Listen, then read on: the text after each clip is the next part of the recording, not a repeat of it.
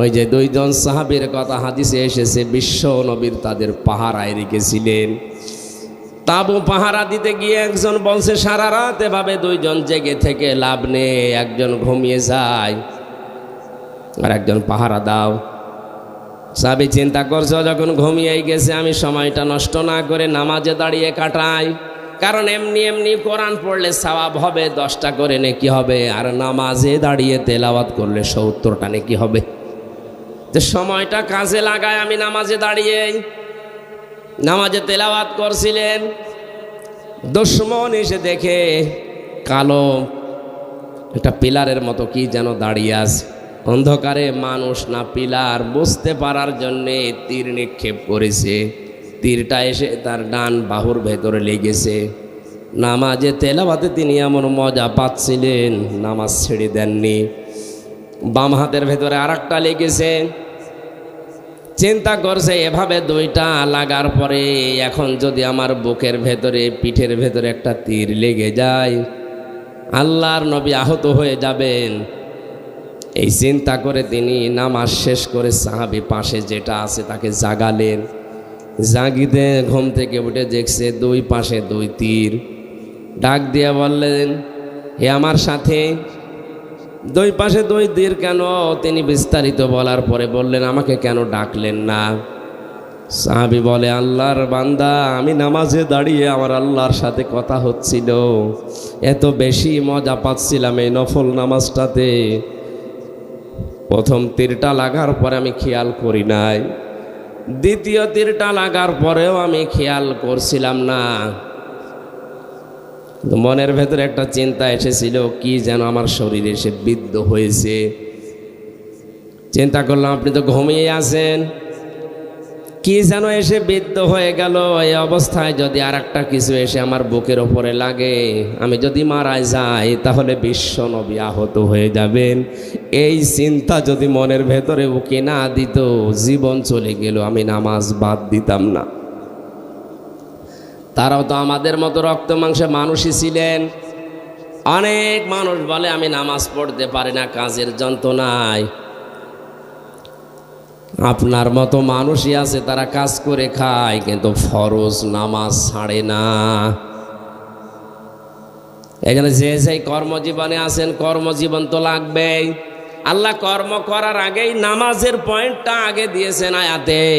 এই জন্য মূল কথা এইটাই, আমরা যাই করি নামাজ যেন ফরজটা বাদ না দেই। আল্লাহ পাক বলেন নামাজ যখন শেষ হয়ে যাবে তখন তোমাদের কাজ হবে ফান্তাশিরু ফিল আরদি ওয়াবতাগু মিন ফাদলিল্লাহ। নামাজ শেষ হয়ে যাওয়ার পরে এবার আর মসজিদে বসে থাকা ঠিক না। এই তাকান, অনেকেই নামাজের পরও মসজিদে বসে বসে গল্প করে, নিজের ছেলে কয়টা, মেয়ে কয়টা, কে কোথায় কি করে, এই গল্প জায়েজ নেই আপনার জন্যে। নামাজ শেষ, আল্লাহ বলেন এবার ছড়িয়ে পড়ো, ছিটিয়ে যাও। কোথায় যাবেন? ঘরে। কোথায়? ফিল আরদি, জমিনে। সুতরাং আমরা নামাজি যারা এই দেশে আছি, নামাজ শেষ, মসজিদের কাজ শেষ, এবার ছড়িয়ে পড়া লাগবে কোথায়? আরো জোরে। জমিনের ভেতরে আছে কৃষিক্ষেত, জমিনের ভেতরে আছে ব্যবসা বাণিজ্য, জমিনের ভেতরে আছে থানা, জমিনের ভেতরে আছে কোর্ট কাছারি, আদালত। আসতে বলেন। এই জায়গাগুলোতে আপনি যদি ছড়িয়ে না যান, ওই জায়গাগুলো বিপরীত যারা আছে তারা দখল করে জুলুম চালাবে। এই জন্য কোরআনে কারিমে সূরা বাকারার 30 নম্বর আয়াত, ওয়াইয ক্বালা রাব্বুকা লিল মালাইকাতি ইন্নী জাইলুন ফিল আরদি খলিফা। আল্লাহ পাক বলেন স্মরণ করো ওই সময়ের কথা, আমি যখন ফেরেশতাদেরকে বলেছিলাম জমিনে আমি খলিফা পাঠাতে চাই। কি খেয়াল করেন তো, আয়াতের মূল কথা ছিল আমি জমিনে খলিফা পাঠাতে চাই। কোথায়? আল্লাহ কিন্তু ফেল আরদি দিয়েছেন, ইন্নী জাইলুন ফিল আরদি। আল্লাহ যদি বলতেন ইন্নী জাইলুন ফিল খানকা খলিফা, আমি খানকায় খলিফা পাঠাবো, আজ যেমন বাংলাদেশে খানকায় খলিফা বেশি না কম? আল্লাহ তাআলা যদি বলতেন ইন্নী জাইলুন ফিল মাদারিসি খলিফা, মাদ্রাসায় আমি খলিফা পাঠাবো, ইন্নী জাইলুন ফিল মাসাজিদি খলিফা, মসজিদে খলিফা পাঠাবো, তাহলে মসজিদে কিছু সময় কাটিয়ে মাদ্রাসায় কয়েকটা ছাত্র পড়াশোনা করালে, শুধু ঘরের ভেতরে খানকায় বসে সুবহানাল্লাহ পড়লে, কিছু খলিফা তৈরি করলে দায়িত্ব শেষ হয়ে যেত। আল্লাহ পাকে সমস্ত জায়গার নাম নিয়ে না দিয়ে নাম দিয়েছেন ফিল আরদি। কোন জায়গা বলেন বলেন? আমি ফিল আরদি খলিফা শব্দ নিয়ে ব্যাখ্যায় পেয়েছি, খলিফা আল্লাহ পাঠাতে চেয়েছেন খানকায়, মসজিদে, মাদ্রাসায়, বাইতের ভেতরে না, পাঠাতে চেয়েছেন জমিনে। আজ বাংলাদেশ সহ বিশ্বের মুসলমানেরা জমিনে নেই, এজন্য জমিনগুলো আজ জালেমরা চাষ করছে, সব জায়গা দখলে নিয়েছে এখন জালেমরা। এই জুলুম থেকে মুক্তি পাওয়ার জন্য আমাদের জমিনে থাকা লাগবে না খানকায়? বলেন বলেন? জমিনে ফিরে আসেন। যারা জমিনে ছিল তাদের জামানায় শান্তি ছিল। হযরতে দাউদ আলাইহিস সালাম কোথায় ছিলেন? আসতে বলেন। ইয়া দাউদু ইন্না জাআলনাকা খলিফাতান ফিল আরদি। আল্লাহ পাক বলেন, হে দাউদ, আমি তোমাকে খলিফা বানিয়েছি খানকার। কোথায়? বলেন বলেন? কি করবা জমিনের খলিফা হয়ে? শুধু মরিদ বানাবা? কি ফাহাকুম বাইনান নাস বিল হক, মানুষের ভেতরে ন্যায় বিচার করবা? আরে ভাই, ন্যায় বিচার করার জন্য যে জায়গাগুলো লাগে, একটা জায়গা আজ মুসলমানদের হাতে নেই। যতগুলো জায়গা আপনি খেয়াল করে দেখেন, সবগুলো পৃথিবীতে জালেমদের হাতে। আপনি ন্যায় বিচার করবেন কি দিয়ে, কোন জায়গায় করবেন, সে জায়গাও নেই, সে জিনিসও নেই। বস করে ন্যায় বিচার করা যায়? আল্লাহ ফাহাকুম বাইনান নাসে দিয়েছেন, ন্যায় বিচার করা লাগবে গরু ছাগলের ভেতরে। বলেন বলেন? লিন্নাস, কোন মানুষ? মরা মানুষ। লাম ব্যবহার করা হয় 19টা অর্থে, তার একটা অর্থ আছে লাম ব্যবহার হয় জীবিত মানুষদের জন্যে। নবী দাউদকে আল্লাহ ডাক দিয়ে জানিয়েছেন, জমিনের খলিফা হয়ে শুধু গরু ছাগলের বিচার না, তোমাকে বিচার করা লাগবে, ন্যায় বিচার করা লাগবে মানুষের ভেতরে। মানুষের বিচার করতে গিয়ে ওয়ালা তাত্তাবিউল হাওয়া ফায়ুযিল্লাকা আন সাবিলিল্লাহ, মন মতো রায় দেওয়া যাবে না, বিচার করা যাবে না। তাহলে আল্লাহ নিজে তোমাকে সৎ পথ থেকে গমরা পথে চালিয়ে দেবে, তার পথ থেকে সরিয়ে দেবে। জোরে বলেন নাউজুবিল্লাহ। আজ বাংলাদেশ সহ বিশ্বের বিচার ব্যবস্থায় যারা আছেন, এটা কিন্তু একটা আমানতের চেয়ার। কথা বলেন না কেন? এই চেয়ারে যারাই বসে আছেন, তাদের একটু উদাসীনতার কারণে আজ হাজারো মানুষ জেলখানার ভেতরে অন্ধকার প্রকোষ্ঠে পড়ে আছে। আমি কোন অপরাধে 3 বছরে অন্ধপ্রকোষ্ঠে থাকবো? আপনি জবাব দেন। চুরি করলেও সর্বোচ্চ শাস্তি দেয় 3 মাস। 3 মাস শাস্তি দেয় চুরি করলে। আমি কি চুরি করলাম আপনি আমার দেখান। কি ডাকাতি করেছি, আমি কি জেনাকার, আমি কি মানুষ হত্যাকারী, কি অপরাধী, আপনি 3 বছর আটকালেন, জবাব দিতে পারবেন? কতবার আপনার কাছে আমার মামলাটা গেছে? 1 বার 2 বার 3 বার না, প্রায় 32 থেকে 33 বার। প্রতিবার আপনি ফেরত দেন। একটা বারের জন্য চেয়ারে বসে আপনার বিবেক নাড়া দেয় না? এটা আমানতের চেয়ার।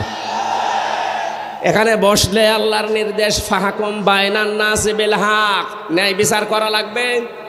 ওয়ালা তাত্তাবিউল হাওয়া, মন মতো কোনো রায় দেওয়া যাবে না, বিচারও করা যাবে না।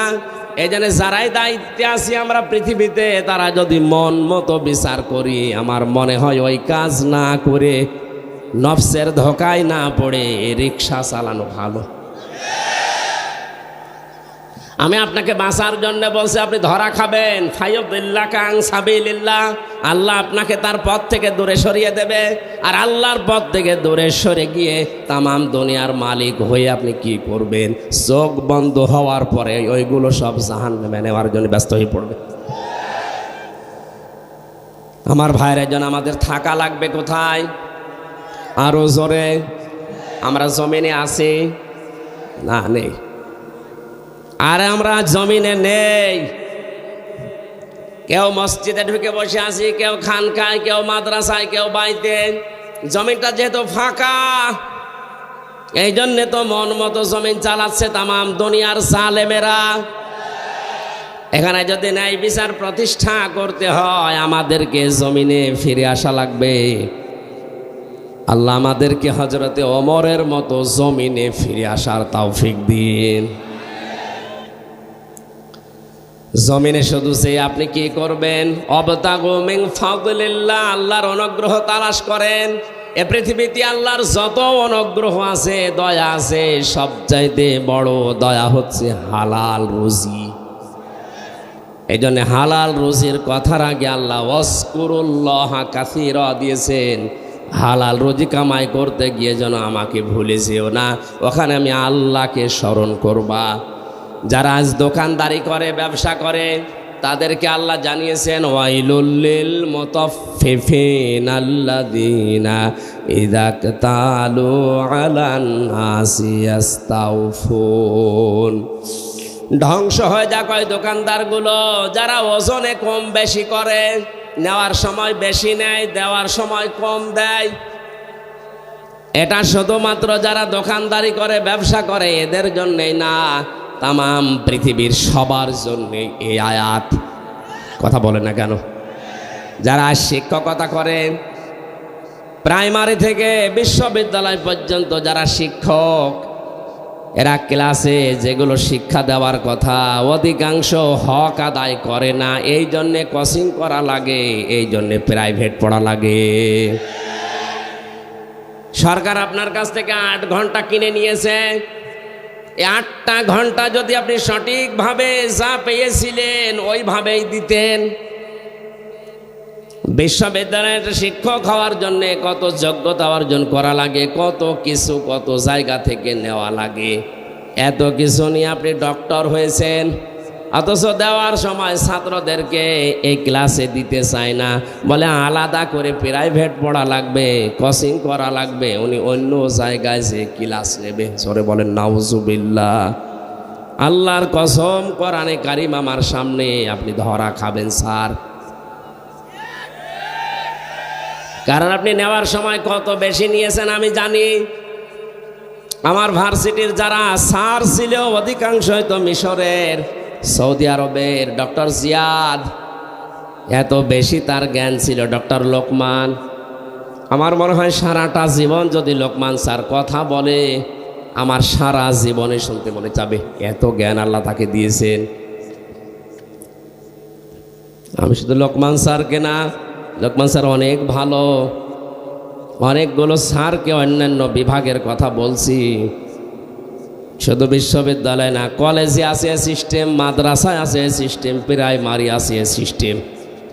এরা নেওয়ার সময় অনেক কিছু আমরা নিতে থাকি, কিন্তু দেওয়ার সময় ঠিক মতো দিতে চাই না। এই যে যেখানে বসে আছি, এই চেয়ার, এই মেম্বার, এই মঞ্চটা, এখানে বসার আগে অনেক কিছু আমি কিন্তু নিয়ে এসেছি, পেয়েছি, দেওয়ার সময় ডেলিভারি দিতে পারছি না। এবার আসতে বলছে, মনে করছে হুজুরও ধরা খাবে। আমি তো ধরা খাবো, কারণ 1 ঘন্টা কথা বলতে হলে কমপক্ষে 50 ঘন্টা আয়াতের ওপরে পড়া লাগে। আমি যত তথ্য পেয়েছি, এই যে প্রায় 10 পৃষ্ঠায় একাধারে লিখেছি। এখানে এতগুলো কথা বলার আগেই আল্লাহর ওলিরা এসে বলছে হুজুর, এক হুজুরে আমি খেজুর হয়ে গেছি। সুতরাং নেওয়ার সময় আমিও কম নেইনি, বিভিন্ন জায়গা থেকে অনেক কিছু নিয়েছি। দেওয়ার সময় আমিও ডেলিভারি দিতে পারছি না। আল্লাহ, তুমি এই মঞ্চের হক আদায় করার তৌফিক আমাদের দান করো। কর্মজীবনে যে আল্লাহকে বেশি স্মরণ করো, মানে ওজনে কম বেশি করবেন না। খাদ্যে ভেজাল দেবেন না। অনেক মানুষ আছে সুবহানাল্লাহ আলহামদুলিল্লাহ নামাজ রোজা এমনকি এ মানুষ তাহাজ্জুদ পড়ে, কিন্তু বাস্তবে প্র্যাকটিক্যাল লাইফে ওর কর্মজীবনে ও হালাল থাকতে পারছে না। আমার অনার্সের সার্টিফিকেট তুলতে গিয়েছিলাম বিশ্ববিদ্যালয়ে, মাস্টার্সের টানতে গেলাম, যিনি দায়িত্বে আছেন বললাম স্যার একটু সই করে দিলেই হয়ে যায়। আমারে বলছে হামজা তাড়াতাড়ি করো। স্যার আমি তো তাড়াতাড়ি করছি। কিছুক্ষণ পরে বললাম স্যার আমি গাড়ি ধরবো, একটু তাড়াতাড়ি দিলে ভালো হতো। তুমিও তাড়াতাড়ি করো, আমি জোহরের নামাজের জামাত ধরবো। আমি তো কিছু প্রথমে বুঝতে পারি না, ডাক দিয়ে বললাম স্যার আপনি কি ইশারা দেন, আমি তো তাড়াতাড়ি করছি। স্যার এবার মুখ ফুটে বলেই ফেলছে হামজা 2000 টাকা বের করো। বললাম ও আপনি নামাজে যাবেন, জোহরের নামাজে জামাত ধরবে, আপনার এইটা আসল জামাত। সরকার আপনার কাছ থেকে 8 ঘন্টা কিনে নিয়েছে, দায়িত্ব দিয়েছে কি এই 8 ঘন্টার ভেতরে ছেলেমেয়েরা আসবে, সই করে সিল মেরে আপনি কাগজটা দিয়ে দেবেন, এইটাই আপনার নামাজ। কথা বলে না কেন?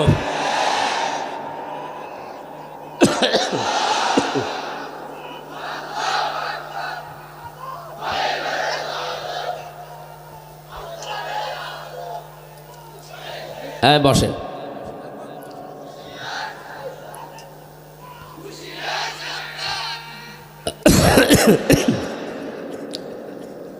অথচ উনি নামাজ মনে করেছে ওই 5-7 মিনিট 10 মিনিট যেটা জামাতে নামাজ পড়বে ওইটাকে, আর এইটাকে উনি দুনিয়ার কাজ মনে করছে। এই জন্যে আল্লাহ কর্মজীবনের আগে ওয়াজকুরুল্লাহ কাসীরা দিয়েছেন, যে কর্মজীবনে গিয়ে যেন আমাকে ভুলে যেও না, ওখানেও আমার আলোচনা আছে, স্মরণ আছে, জিকির আছে, ওইটা তোমার কর্মজীবনের দায়িত্ব। জোরে বলেন সুবহানাল্লাহ। জীবন যদি সফল করতে চান অবশ্যই আপনাকে এই 2টা কাজ করা লাগবে। এই জন্যে মসজিদে মানুষ যখন প্রবেশ করে ডান পা দিয়েই বলে আল্লাহুম্মা ইন্নী আসআলুকা মিন ফাদলিকা, হে আল্লাহ আমি তোমার কাছে তোমার অনুগ্রহ চাই, দয়া চাই। বের হওয়ার সময় আল্লাহকে বলে আল্লাহুম্মা আফতাহ লি আবওয়াবা রাহমাতিকা, হে আল্লাহ তোমার কাছে আমি এসেছি, তোমার এই ঘরে রহমতের দরজা যা আছে সব কিছু খুলে দাও। এজন্য আল্লাহর দয়ার রহমত পেতে হলে মসজিদমুখী হওয়া লাগবে, আর আল্লাহর ফজল অনুগ্রহ পেতে হলে জমিনমুখী হওয়া লাগবে।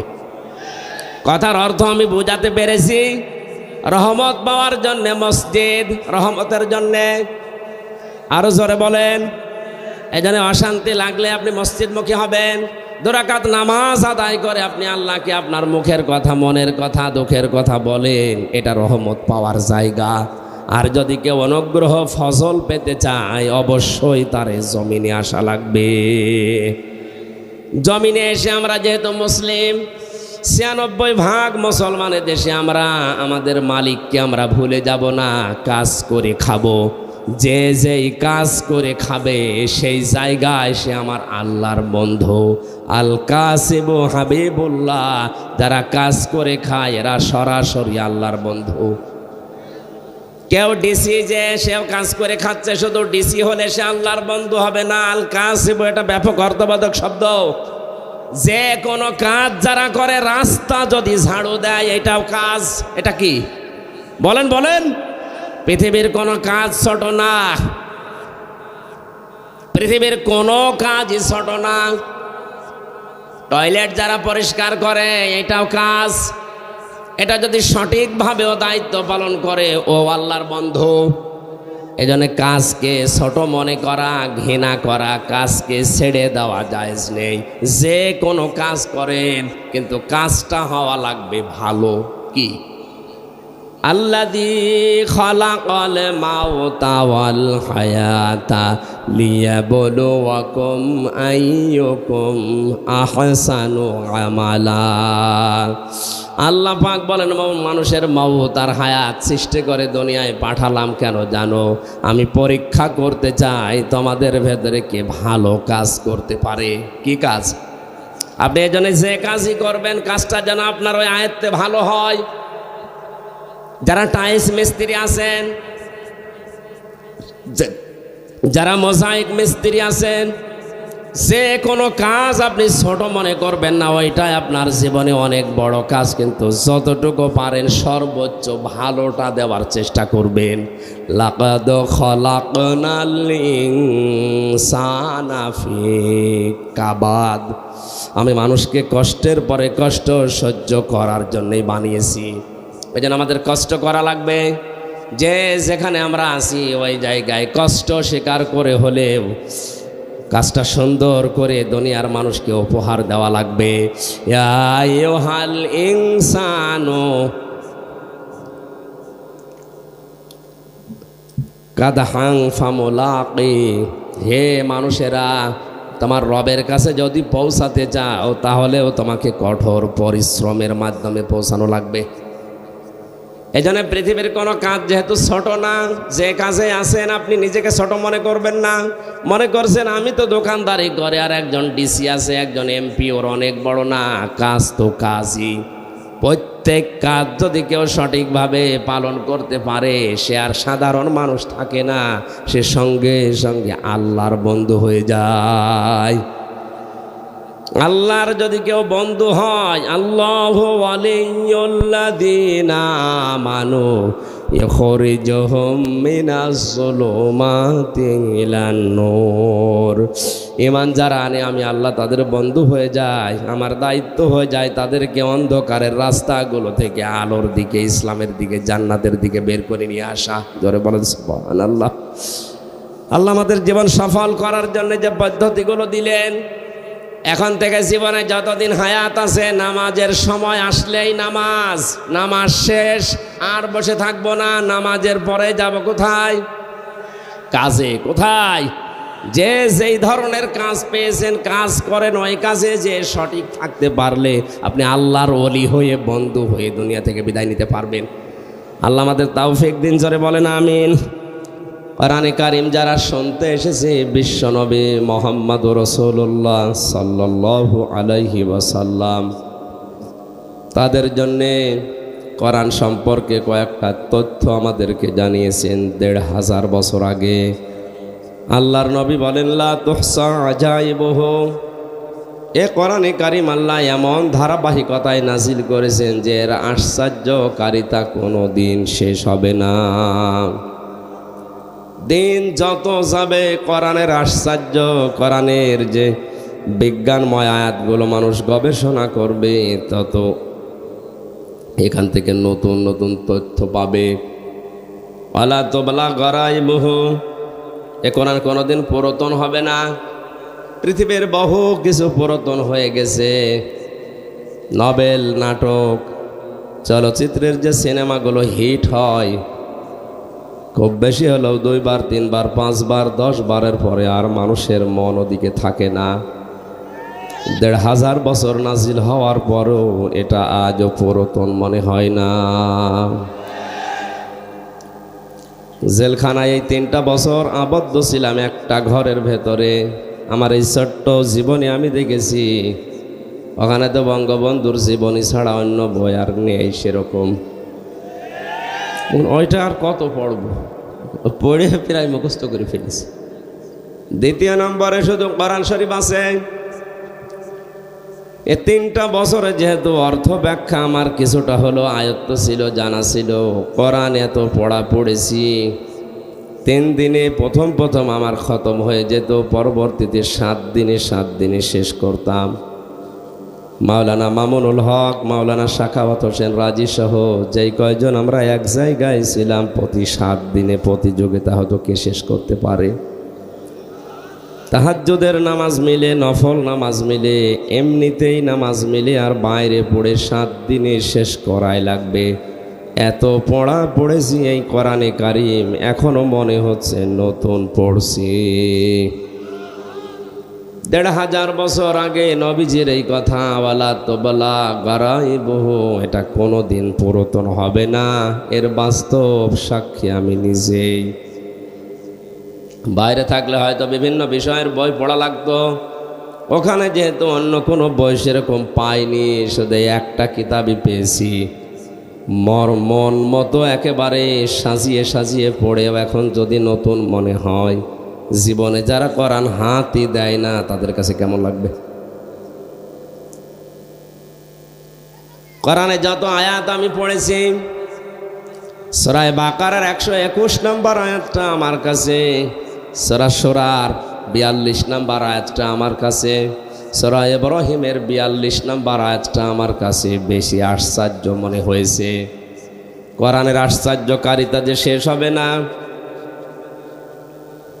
আল্লাহ রাব্বুল আলামিন বলেন, শুধু আশ্চর্য আমার কাছে মনে হয়নি, এটা ভয়ঙ্কর মনে হয়েছে। বিশেষ করে বাংলাদেশের দিকে এখন তাকিয়ে বলছি, আল্লাযীনা আতাইনাহুমুল কিতাবা ইয়াতলুনাহু হাক্কা তিলাওয়াতি উলাইকা ইউমিনুনা বিহি ওয়া মান ইয়াকফুর বিহি ফাউলাইকা হুমুল খাসিরুন।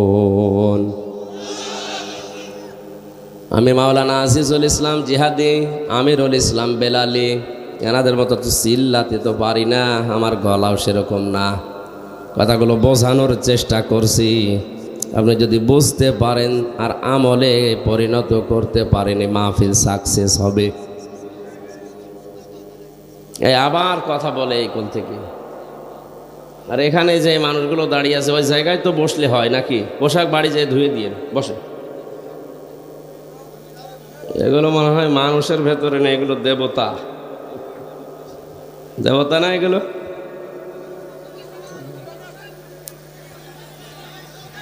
একটু বসলেই তো হয়। বসেন, বাড়ি যেয়ে পোশাককে ধুয়ে দিয়ে বসেন। দেখা যায় না কি দেখবেন কি? বসেন ভাই, বসেন বসেন। বারবার তার কেটে গেলে তো সমস্যা। এমনিতেই আমার শরীরের যে অবস্থা, এগুলো আসলে নেওয়াই ঠিক হয়নি এখন। আপনারা সাহায্য না করলে তো কথা বলতে পারবো না। যাই হোক, না বসলেও কথা বলবেন না ভাই। এই কথা বলেন কেন? চুপ করেন।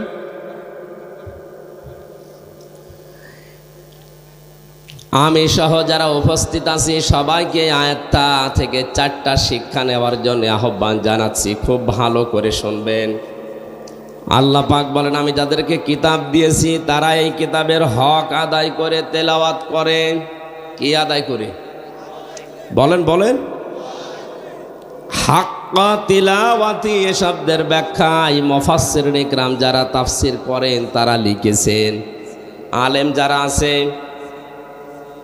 সম্মানিত ব্যক্তিবর্গ যারা আছে, সবাইকে নিয়ে আমি আয়াতটার দিকে প্রবেশ করছি। একটু তাকান।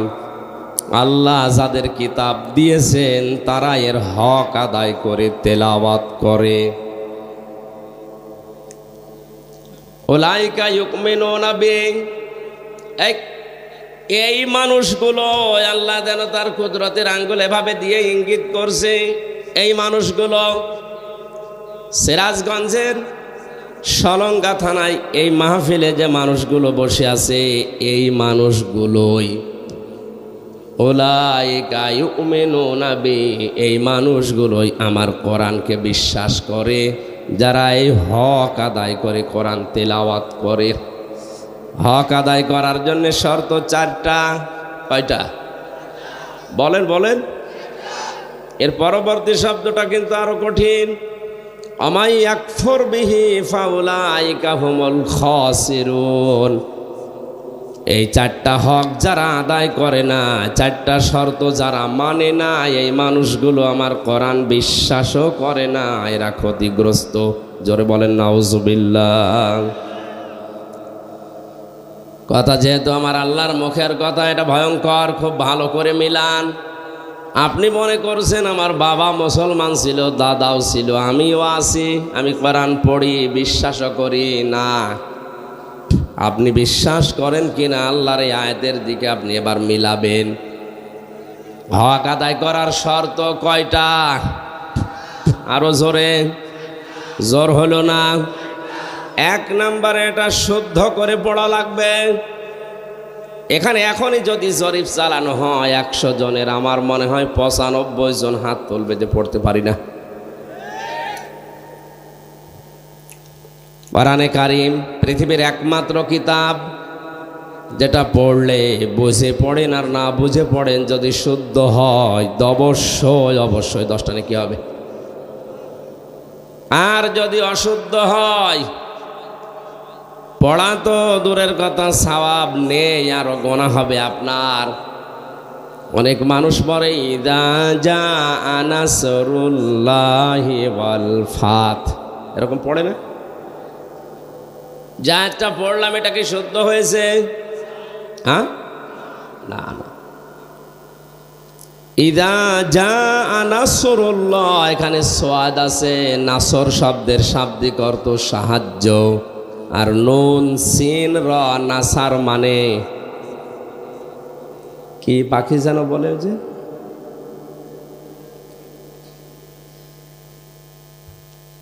শকুন, শকুন। আল্লাহ পাক বলেন যখন আসবে আল্লাহর সাহায্য তখন আপনি বিজয় দেখতে পাবেন। অথচ সোয়াদ বাদ দিয়ে সিন দিয়ে যদি কেউ উচ্চারণ করে পড়ে তাহলে অর্থ হবে যখন আসবে শকুন, আল্লাহর শকুন, তখন আপনি বিজয় পাবেন। পুরা আকাশ পাতাল পাল্টিয়ে যাচ্ছে। এই জন্য শব্দগুলো শুদ্ধ করে পড়া দরকার। কোন একটা কিতাবে যেন পড়েছিলাম, এক হিন্দু বেটা প্রায় 18 বছর পর্যন্ত তার এক দেবতার নাম দিয়ে সকালবেলা জপত, সামাদ ইয়া সামাদ ইয়া সামাদ। 18 বছর পরে তার মুখটা একদিন গোল হয়ে যেন বেরিয়ে গেছে ইয়া সমাদ। আল্লাহ রাব্বুল আলামিন ডাক দিয়ে বলে, বান্দা আমাকে ডাকো কেন? ফেরেশতারা বলে, রব্বুল আলামিন নাফরমান তোমারে ডাকে না, ওর দেবতাকে ডাকছে। আল্লাহ পাক বলেন, ফেরেশতারা আজ 18 বছর ওর মুখের দিকে আমি তাকিয়ে আছি, কখন আমার বান্দার মুখটা গোল হয়ে শুদ্ধ করে আমার নামটা বের হয়। সামাদ মানে যার অভাব আছে, আর সমাদ মানে যার অভাব নেই। সুতরাং কোরআনে কারিমের যদি হক আদায় করে শর্ত মেনে পড়তে হয়, 1 নম্বরে আমাদেরকে বিশ্বাসী যদি বলে দাবি করা লাগে যে আমি কোরআন বিশ্বাস করি, অবশ্যই অবশ্যই শুদ্ধ করে পড়া লাগবে। এ বিষয়টা মেনে নিতে দলমত নির্বিশেষে আমরা রাজি আছি, আলহামদুলিল্লাহ। এখন থেকে শুরু করে মরণের আগ পর্যন্ত যদি আপনি চেষ্টা চালান তাহলে আপনি তালবে এলেম শুধু ওই 5 বছর 7 বছর 10 বছরের বাচ্চারাই না, 80-90 বছরের মুরব্বিও, বুড়া মানুষও তালবে এলেম হবে যদি এখনই কোরআন শিক্ষার জন্য লেগে পড়ে। সুসংবাদ জানাচ্ছি, আল্লাহর নবী জানিয়েছেন কেউ যদি তালবে এলেম হয়ে মারা যেতে পারে আর ওই লোকটার জীবনে যদি হক কলেবাদ, মানুষের হক নষ্ট করার গোনা না থাকে, মহান আল্লাহ তালবে এলেমের ইজ্জত মাফ করে দেবেন। এজন্য তালবে এলেম হওয়ার দরকার আমাদের আছে না নেই? তলেবে এলেম যখন বাড়ি থেকে কোরআনে কারীম শিক্ষা করার জন্য বের হয়, ওরে এত সম্মান বাড়িয়েছেন নবীজি। আল্লাহর নবী বলেন আল্লাহ তার নূরের ফেরেশতা দিয়ে ওর পায়ের নিচে পর বিছিয়ে দেন। এটা পরীক্ষিত হয়েছে। ইমাম গাজালি রহমতুল্লাহ আলাইহি বলেন, কোরআনে কারীম শিক্ষা করার জন্যে বাড়ি থেকে বের হয়ে যত সামনে যেতে যায় তত পেছনে চলে যায়। যেই কয়দিন ক্লাসে গেলাম প্রতিদিন এভাবে দেরি হয়ে যায়। শিক্ষক ওস্তাদ মাওলানা যিনি আছেন আমাকে বারবার গরম দিতে থাকে, দেরি হয়ে যায় কেন, দেরি হয়ে যায় কেন। ওনাকে খুলে বললাম, ওস্তাদ বাড়ি থেকে যখন কোরআন আমি বুকের ভেতরে নিয়ে বের হই, দেখি আমার সামনে সুন্দর সুন্দর কিছু পাখি পর বিছিয়ে দিচ্ছে।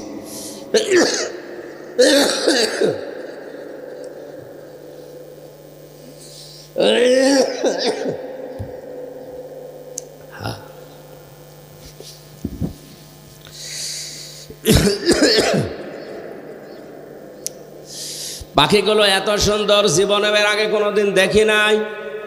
এ পাখি দেখার সঙ্গে সঙ্গে এক হাত দিয়ে কোরআন ধরার পরে আর এক হাত দিয়ে সরাতে থাকি। যত সরিয়ে দিতে চাই তত জোর করে আমার পায়ের নিচে পর বিছিয়ে দেয়। এগুলো সরাতে সরাতে আমার দেরি হয়ে যায়।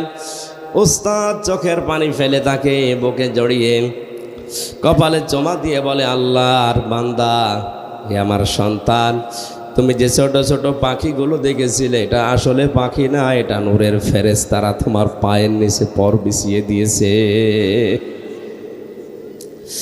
আশা করছি যে বয়সেই হোক কোরআন না শিখে মরব না, এ সিদ্ধান্ত আজকে নিয়ে যাবেন।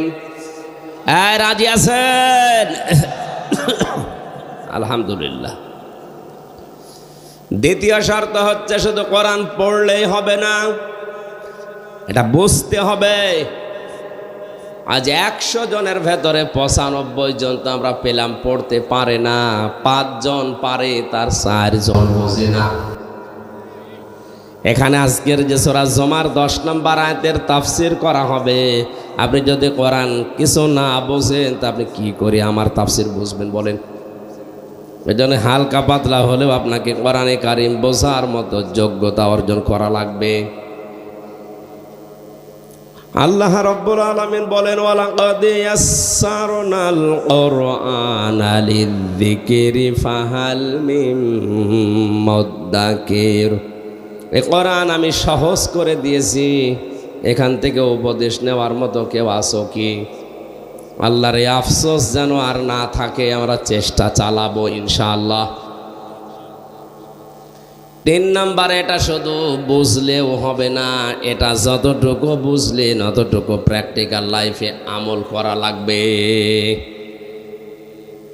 4 নাম্বারে শুধু আমল করলে হবে না, এটা পৌঁছিয়ে দেওয়ার নিয়ত এবং বাস্তবে আমি অন্যকে মানাবো এই সিদ্ধান্ত নিয়ে এখান থেকে বাড়ি যাওয়া লাগবে। উলাইকা ইউমিনুনা বি, এই মানুষগুলো আমার কোরআন বিশ্বাস করে। তাহলে হাক্কা তিলাওয়াতির শর্ত কয়টা বলেন বলেন?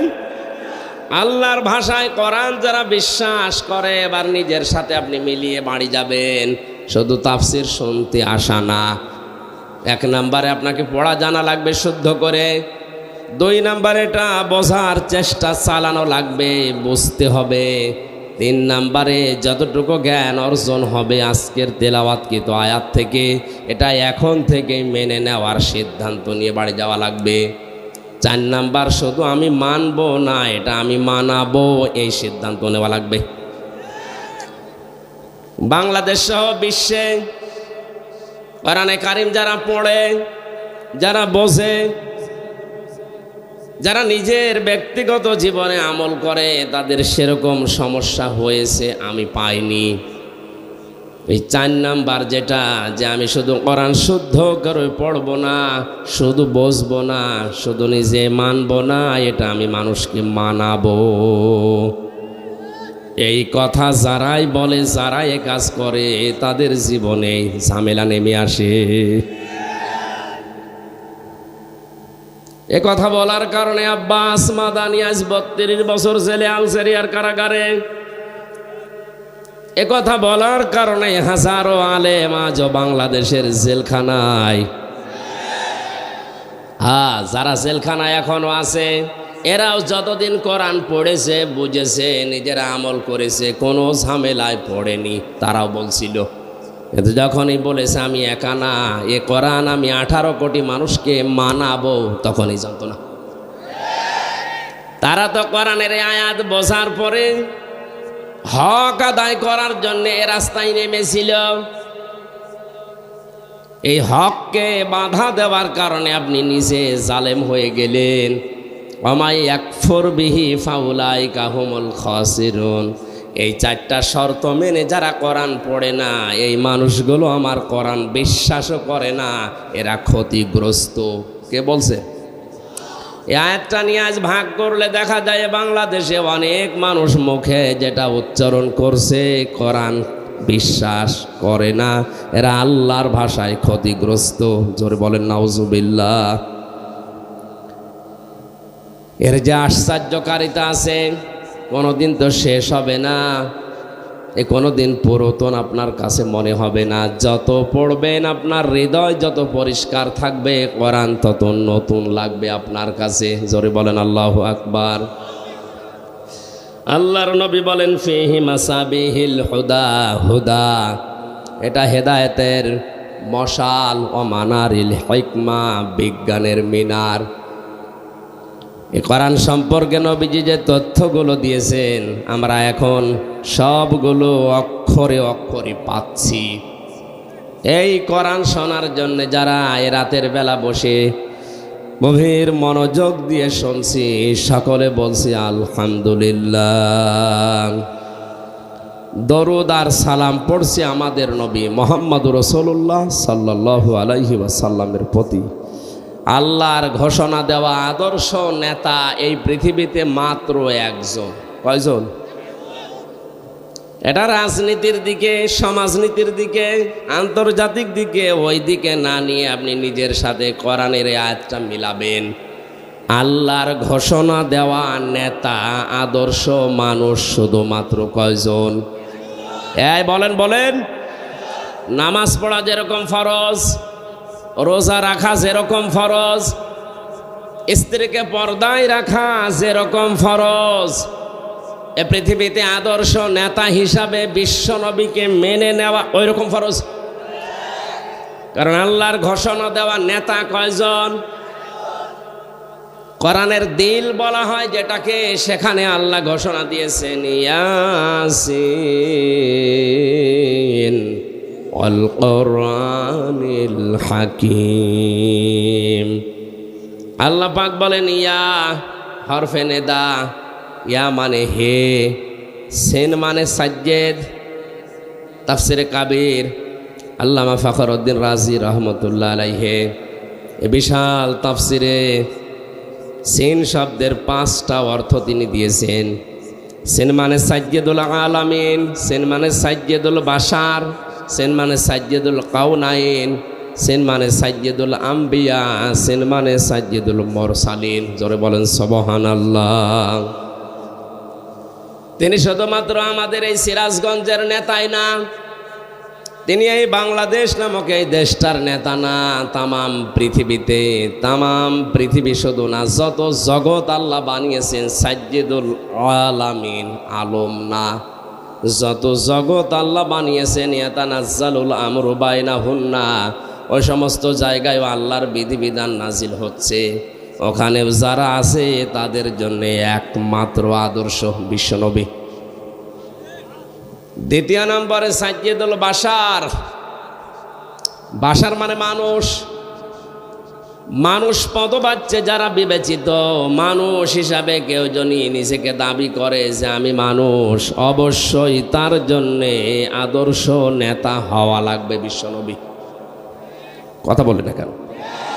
মানুষ দাবি করার পরেও কেউ যদি নবীর আদর্শ না মেনে অন্য কাউকে মেনে চলে, ইয়াসিন এই আয়াত অনুযায়ী আর মানুষ নেই, অন্য কিছু। এই কথা বোঝার চেষ্টা করেন ভাই।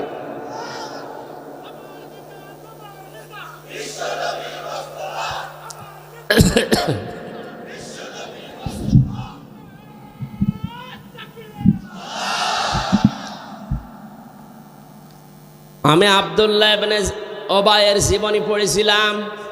ওর পড়া জীবনে কোনো ফরজ নফল বাদ গিয়েছে। মুসলমান দাবি যেদিন করেছিল ওই দিন থেকে মরণ পর্যন্ত আমি পাইনি। শুধু একটা জিনিস ওর ভেতরে ছিল না, ও তলে তলে আবু জেহেলকে নেতা মানত। ও মারা যাওয়ার পরে বিশ্বনবী মুহাম্মদুর রাসূলুল্লাহ নিজে জানাজা পড়ানোর জন্যেও যাচ্ছিলেন। আল্লাহ আয়াত নাজিল করে তাকে নিষেধ করেছিলেন। আমার মনে হয় সূরা তাওবার 80 নম্বর আয়াতটা পড়ার পরে এখন যদি কোরআন নাজিল হওয়ার সিস্টেম থাকতো, বাংলাদেশে অনেক মুনাফিক ধরা পড়ে যেত। ওর নামাজ রোজা হজ জাকাত পাগড়ি টুপি পর্দা ব্যবসা সব ঠিক আছে, আদর্শ মানতে গিয়ে এমন মানুষকে মানে যার চরিত্র শয়তানের চাইতে খারাপ। আব্দুল্লাহ ইবনে উবাইয়ের জন্য ৭০ মাররাতান পর্যন্ত আল্লাহ বলেছিলেন, হে নবী আপনি এই লোকটার জন্য জানাজা পড়া দোয়া করার ৭০ বারও যদি ক্ষমা চান আমি ক্ষমা করব না। তাফসিরে খাজেনে মুফাসসির দিয়েছেন না, এটা তাফসিরে ফি জিলালিল কোরআনে আছে। সাইয়্যিদ কুতুব বলেন আল্লাহ রাব্বুল আলামিন ৭০ মাররাতান যখন বললেন, নবীজি বলেন ভাই জিবরাইল ৭০ বার দোয়া করলে আল্লাহ মাফ করবে না, আমি এই লোকটার জন্য ৭১ বার ক্ষমা চাবো। কত? নবীজি মনে মনে সিদ্ধান্ত নিয়ে ৭১ বার ৭০ বার তো হয়ে গেছে, হয় না ৭১ বারে তিনি হাত তুলে মোনাজাত করবেন। হঠাৎ করে আল্লাহ আয়াতের পরবর্তী অংশটুকু নাজিল করে দিলেন, ফালা ইয়াগফিরাল্লাহু লাহুম। এখানে যদি কা শব্দ দিত তাহলে আমাদের কোনো ঝামেলা থাকতো না, হোম দেওয়ার কারণে আমরাও ঝামেলায় পড়ে গেছি। ইয়াগফির এটা মজারে বর্তমান ভবিষ্যৎ প্রেজেন্ট ফিউচার, এর আগে লান আছে, এর আগে আবার ফা আছে। খুব খেয়াল করে শোনেন, ফালাই ইয়াগফিরাল্লাহু লাহুম, হে নবী আপনি এই লোকটার জন্য ৭১ বার ক্ষমা চাওয়ার মন স্থির করেছেন যে ৭১ বার মাফ চাবেন। এর জন্য যদি কিয়ামত পর্যন্ত আপনি মাফ চান, একে শুধু মাফ করবর তা না, হোম বহু বচন দিয়ে আমি জানিয়ে দিলাম এর মতো চরিত্র কিয়ামত পর্যন্ত যাদের হবে তাদের জন্য যদি কেউ ক্ষমা চায় তারও মাফ নেই। তাহলে ওর নামাজ ছিল রসুলের পেছনে, ও রোজা রাখত রসুলের সাথে, ইফতারি করত রসুলের সাথে, ওর ছেলের নাম, নিজের নাম, বাবার নাম, নাতি ছেলের নাম পর্যন্ত নবীজির কথা শুনে সব আব্দুল্লাহ আব্দুল্লাহ রেখেছিল। নবীজির কথা মানতে আমি তাকে একেবারে পাইনি তা না, জীবনে বহু অনুসরণ সে করেছে, শুধু তলে তলে ওর আদর্শ ছিল আবু জেহেল। এই ছোট্ট কথা থেকে যদি আপনি শিক্ষা নিতে না পারেন তাহলে আমার মনে হয় আপনার কপালে কোরআন হেদায়েত দিতে পারবে না। ১.৫ ঘন্টার কথা শুনে যদি আপনি হেদায়েত পেয়ে যান, হ্যাঁ পেতে পারেন যদি আপনার মন থাকে। কি থাকে? গিরিশচন্দ্র সেনের কথা আমরা শুনেছি, কোরআনে কারিম বঙ্গ অনুবাদ করে, শুধু তা না ও তাফসিরও লিখেছে। অথচ এই লোকটা কোরআন আমাদের চাইতে বেশি পড়েছে, বেশি লিখেছে, বেশি বুঝেছে, বেশি শুনেছে। কথা বলেন না কেন?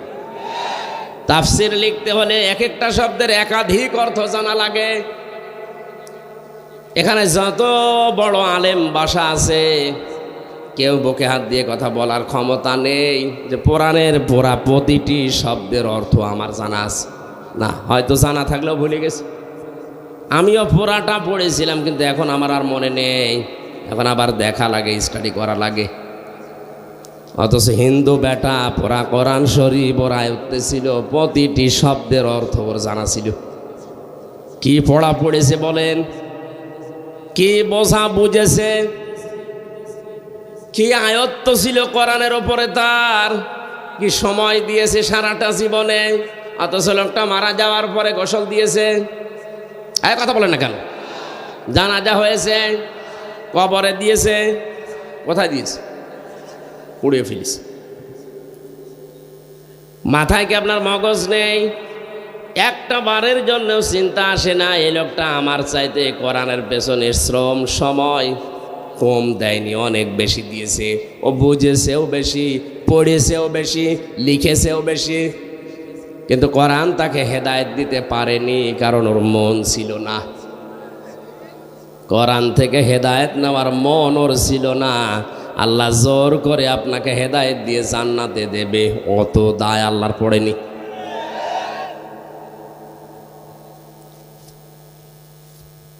এজন্য আগে মন তৈরি করেন।